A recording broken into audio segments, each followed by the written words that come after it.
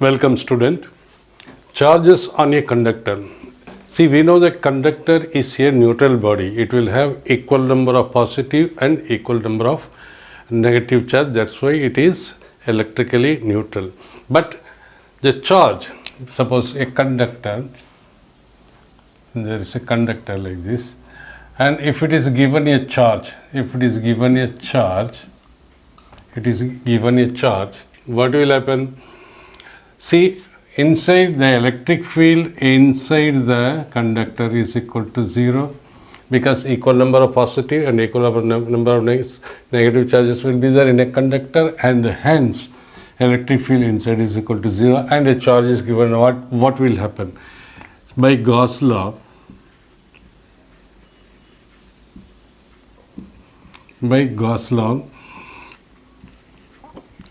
surface integral of electric field with respect to surface integral of electric field is equal to charge inside divided by epsilon naught. This is Gauss law, and electric field inside the conductor is equal to 0. It means we can say this is equal to 0, or integral E into ds cos 0 is equal to charge inside by epsilon naught. This is a constant, this is not equal to 0. So it means this is equal to 0 means what? Electric field, this is into, this is equal to 1 into integral ds is equal to n to area of the conductor is equal to q in by epsilon naught.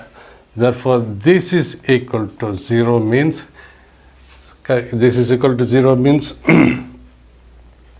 then charge inside the conductor will be 0. Therefore, we can say charge inside the conductor will be 0, but electric potential is equal to constant, which is equal to what is the potential at the outer surface of the conductor.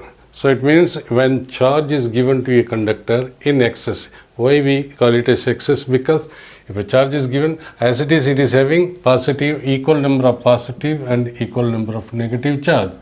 So what we are giving is an excess charge and is at rest. The conductor is at rest. This given charge will reside on the outer surface because the charge cannot reside inside the conductor. It will appear on the surface of the conductor. This is the charge. So whatever charge we are giving to the conductor, it will appear on the surface of the conductor. Second point, if the conductor has a cavity, suppose this is a conductor and it is given a charge of positive, the charge will remain, as we have seen, will remain on the surface of the conductor. And if there is a cavity inside this is cavity inside the conductor. If the conductor has a cavity, no charge on the surface of the this is the surface, no charge will be there on the surface, no charge will be there. So if the conductor has a cavity, no charge on the so no charge will be there on the surface of the cavity. This is also another point worth noting.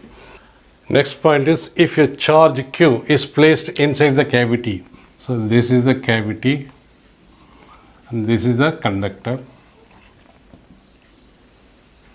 If you are placing a charge plus Q inside the cavity, minus Q, this will induce a minus charge on the surface of the cavity, and it will induces minus charge on the surface, and plus Q will appear on the, and this plus Q, because as it is, if you are giving charge cannot reside inside, it will go outside. So plus Q is given, this will appear on the outer surface of the conductor.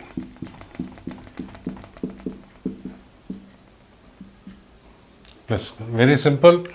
If you are supplying a plus q, it will induce a charge of minus q on the surface of the cavity. This is the cavity.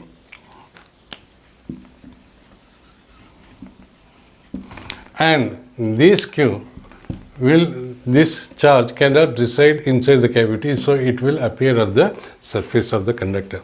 Therefore, if a charge q is placed inside the cavity, minus q will appear on the surface of the cavity. This is minus q will appear on the surface of the cavity, and plus q will be appearing on the outer surface of the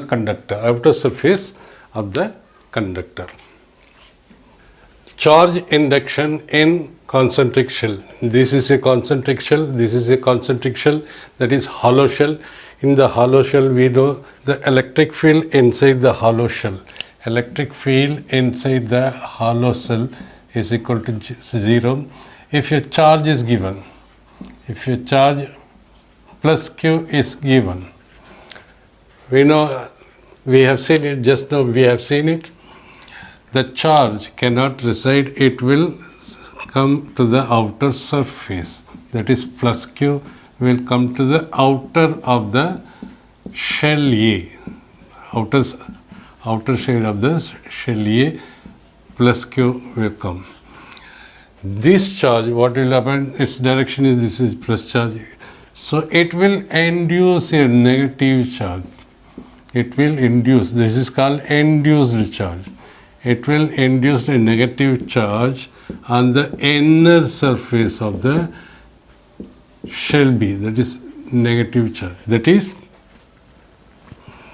the inner surface will have a inner surface of shell B, bigger shell B will have minus q, because here is plus q. This exactly equal at the opposite charge. Magnitude is same, but the nature is opposite. Will have minus q charge induced in the inner surface of shell B will have minus q induced due to plus q on the outer surface of this one, surface of shell A. That means if we are giving a charge to this concentric shell means the charge will stay outside. The charge, whatever charge is given, that is plus q, will be on the outside will be on the surface of the shell A, and this will introduce a negative charge of equal magnitude in the inner surface of the outer shell B, and this will induce of the same magnitude plus q in the outer surface of the bigger shell, that is shell B. That is, what we are trying to say, when a charge is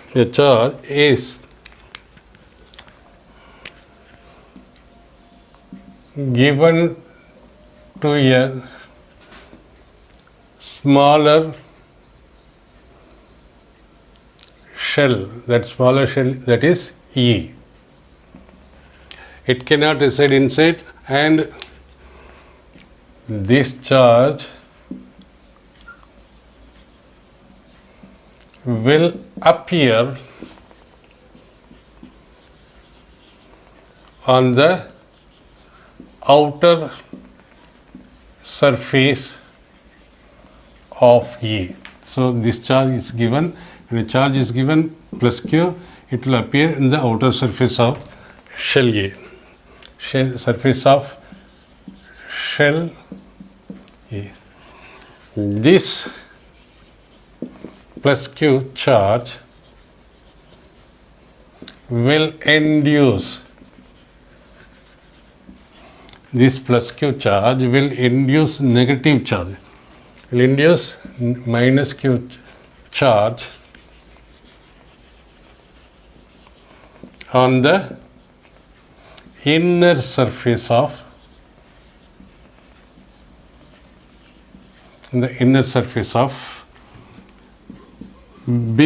bigger shell. What is the bigger shell? That is B. So it means this will induce a negative charge minus Q in the inner surface of the bigger shell, and in turn this will induce positive charge of same magnitude. So the outer surface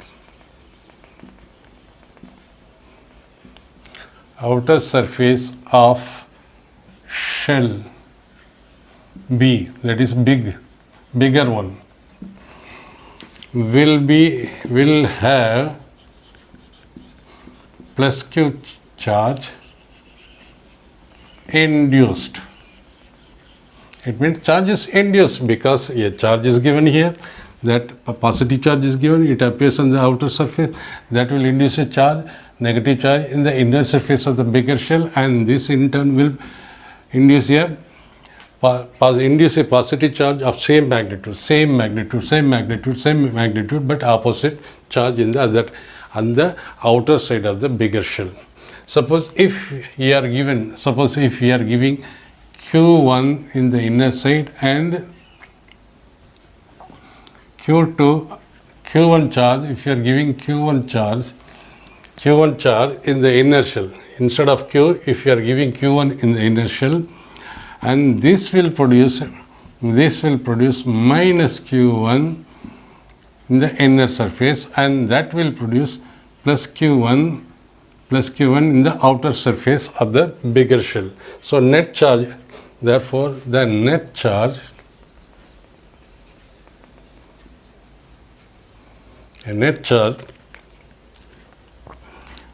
on the outer surface of shell B, bigger one, shell B is Q1 plus Q2 if inner shell is given Q1 and outer shell, that is B, bigger shell, bigger one, is given Q2 charge. It means what? See, now we can forget this concept now, because this previous one, suppose this is given a Q1 charge, positive charge, so this is plus Q1, this will induce a minus Q1, as it is this side, the Q2 this is given a Q2 charge, and this minus Q1 will induce exactly same plus Q1. So net charge will be sum of this and this one. So net charge is equal to Q1 plus Q2 and the outer surface of the bigger shell.